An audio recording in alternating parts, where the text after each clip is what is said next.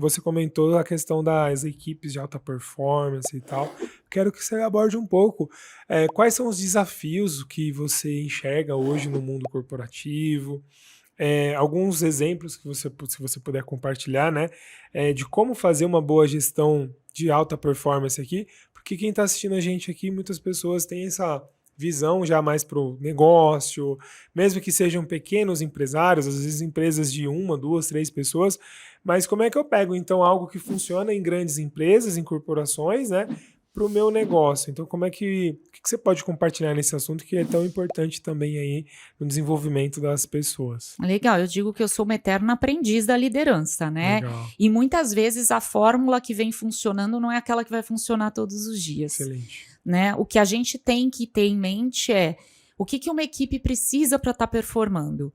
Aquilo que é básico que você precisa ter para que a pessoa possa realizar a atividade dela é aquilo que o líder tem que colocar no mínimo inicialmente.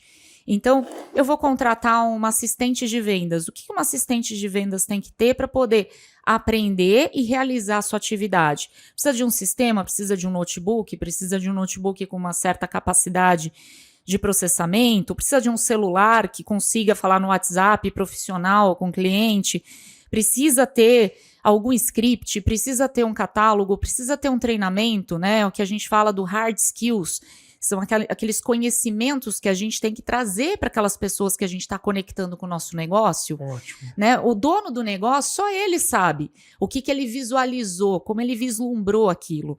E muitas vezes trazer isso para a equipe é algo que é difícil, né? Para a pessoa que vislumbrou, mas ela tem que começar a tentar trazer esse conhecimento para cada um da equipe. Você está trazendo um ponto que é incrível, porque assim, ó, tem muito empresária que tipo assim, para ele é óbvio. Óbvio. É óbvio que tem que ligar e falar tal coisa, falar bom dia. Ou quando atender o telefone, tem que falar bom dia, eu sou fulano da empresa tal. Mas para quem chegou, não é óbvio. A pessoa não tinha uma empresa, não criou o processo, né?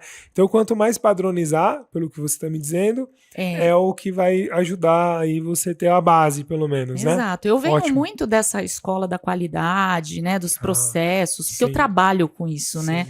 Há mais de 20 anos, a gente faz auditorias nos clientes com base em normas internacionais.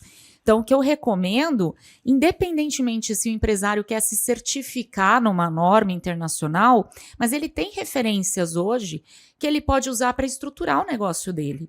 É uma ISO 9001, que é uma norma de gestão da qualidade, que traz uma visão de análise de risco, de processos, o que é um processo, como você desenha, como você garante que aquelas atividades vão acontecer de forma a atingir aquele objetivo. Então, trazer um pouco dessa questão do processo, acho que é muito importante. Obviamente, soft skills, eu acho que é a coisa mais difícil de você treinar uma equipe. Então, esteja certo de que no momento que você vai contratar a tua equipe, eles têm os soft skills que você precisa, ou pelo menos a base, ética, moral, aquela base que você precisa que essa pessoa tenha, para que ela se encaixe na cultura organizacional que você está criando. E aí, o processo, o catálogo de produtos ou serviços, esse treinamento do hard skills fica muito mais fácil quando a pessoa vem já trabalhada naquilo que é a habilidade. Perfeito. E algumas são inatas. E não adianta a gente falar, dá para aprender? Até dá para aprender.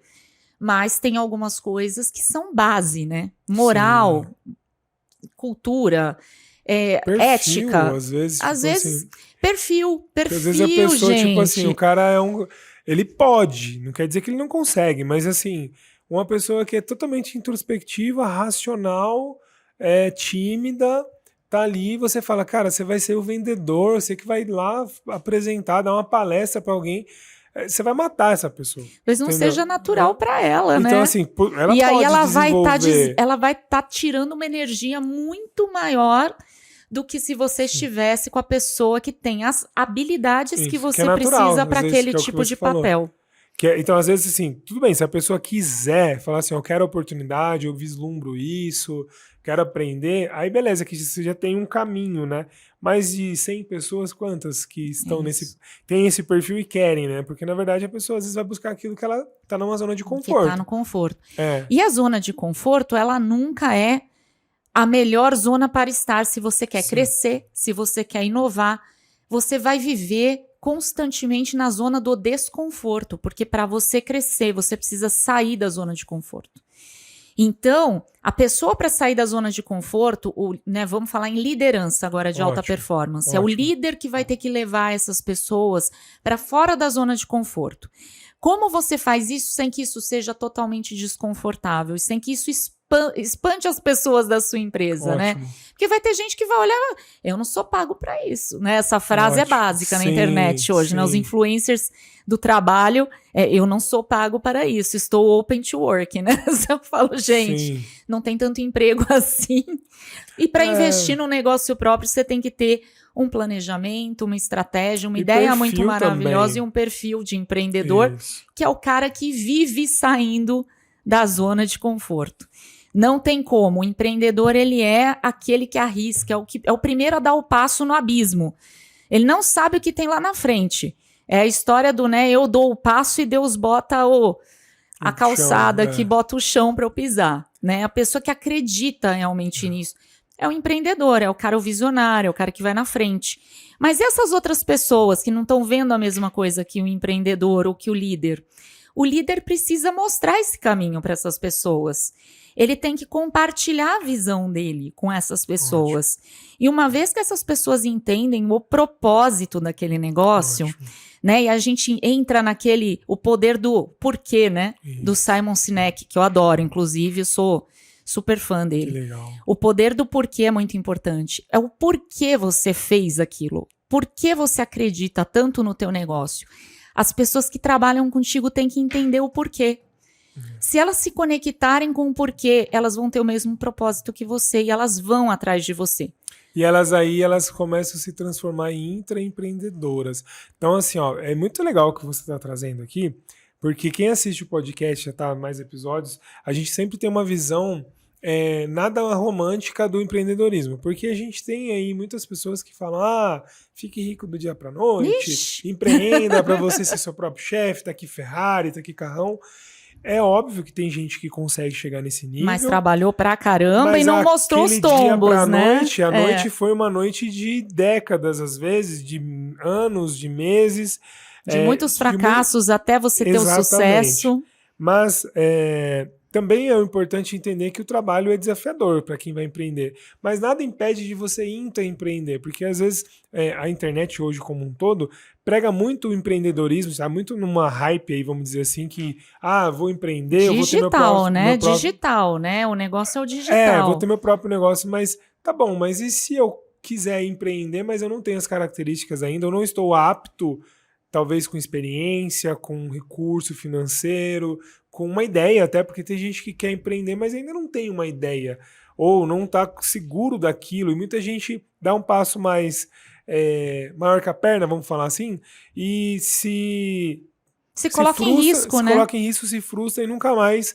É tipo quem volta, né? Vai investir na bolsa de valores, aí não estuda, não se prepara, não tem um mentor, não tem um consultor, vai lá, perde dinheiro e fala, nossa, a bolsa é cassino. E não tem a inteligência emocional, né? Que a gente tem o segundo ponto aqui, né? A resiliência pessoal, resiliência financeira. Ótimo. Quando a gente fala de financeiro, né? E isso eu vim aprendendo nos últimos anos. A gente tem uma caminhada até juntas, né, Márcio, nisso. Mas essa construção da inteligência emocional para as finanças. Sim. A gente fala pouco disso. Sim. Né? Fala em educação financeira, não é só educação financeira. A cabeça faz toda a diferença. Por quê? Porque é aquilo que você pensa, que te leva a agir de uma determinada forma e que te leva para o resultado que você tem. Ótimo, tudo nasce no teu pensamento e na tua mentalidade. Exato. Se você não trabalha, não só no resultado, porque o pessoal quer resultado, mas não está trabalhando aqui na forma como essa pessoa pensa, ela pode até conseguir durante um certo tempo manter um comportamento diferente, mas aquilo vai ser sofrido, vai ser difícil de manter, em algum momento ela volta para a zona de conforto, que é a forma como ela sempre pensou. Porque tem crenças ali muito arraigadas que são muito difíceis dela trabalhar se ela não estiver consciente disso. Perfeito. Você tem que jogar a luz, né, nessas questões. Por que você chegou ali? E aí você jogando luz aqui, você consegue começar a conscientemente mudar a forma como você pensa, que te leva a agir de uma determinada maneira e que te leva para o resultado. Que resultado você quer? Né? Aí a gente fala também da liderança para modelagem. A modelagem é quem tem o resultado que eu quero ter. Né? Então você fala do intraempreendedor. Aí não sei o que fazer, mas eu sei que eu quero ser rico. Ó, legal, já sabe o que é ser rico. Que bom. Quem é rico? Exatamente. Como que essa pessoa chegou ali, né?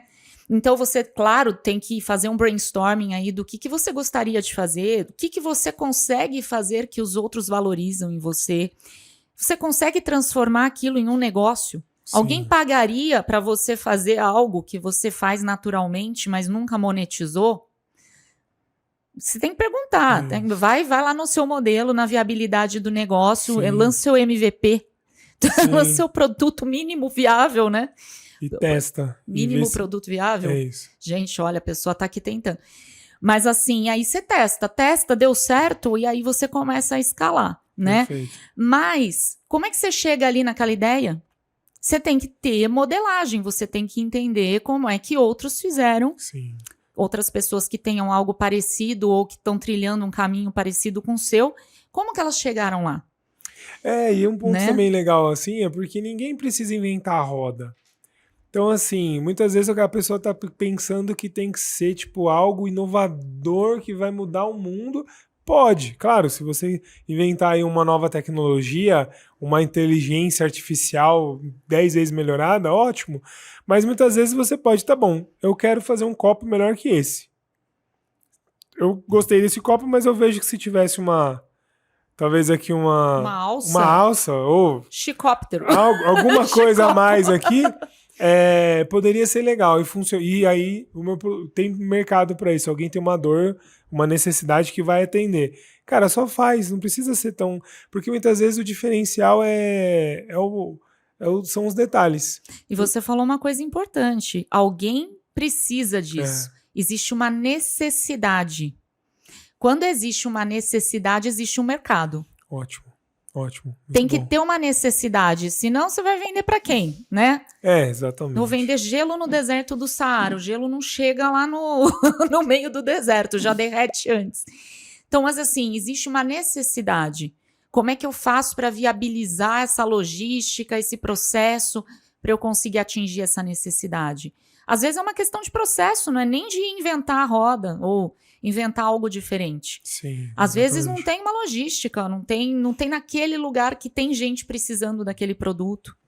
E assim, aí a criatividade, né, você pegar os pontos de unir com a sua experiência é o que faz a diferença. E tem exemplos assim tão legais, assim, ó. Eu vi esses dias uma empresa que ele vende, você falou do gelo, eu fiquei com isso na cabeça. Que ele vende em conveniência copo de gelo. Um copo descartável de plástico ali com gelo. No gelo. Fechado igual esse aqui. Porque você vai numa conveniência, às vezes você quer beber uma bebida mais gelada, tem lá 5 quilos de gelo para você comprar um pacotão que você vai usar num churrasco, numa festa e tal. Botar lá no cooler, né? No cooler. Mas às vezes você fala, cara, eu só queria beber uma bebida aqui, um copo e não tem um gelo. E aí o cara que pensou nisso aí, tipo assim, já existe o gelo, já existe o copo, já existe geladeira. Ele pegou, juntou tudo e colocou em conveniência. Falou, tem um valor agregado, mais caro que... E a pessoa compra, porque o cara tá lá, pagar R$2 um copo de gelo, tá bom. Pra mim não vai custar, eu coloco e bebo e saio feliz da vida com um negócio simples. É isso. Só que ele inovou na questão de logística, embalagem, né? Da no marketing, no ponto. Então, assim, pegar uma ideia, que talvez muita gente já tenha pensado nisso, mas poucos colocaram em prática, né? Então, tem muitas ideias que não vão para jogo, né? A pessoa não testa, não sai do papel.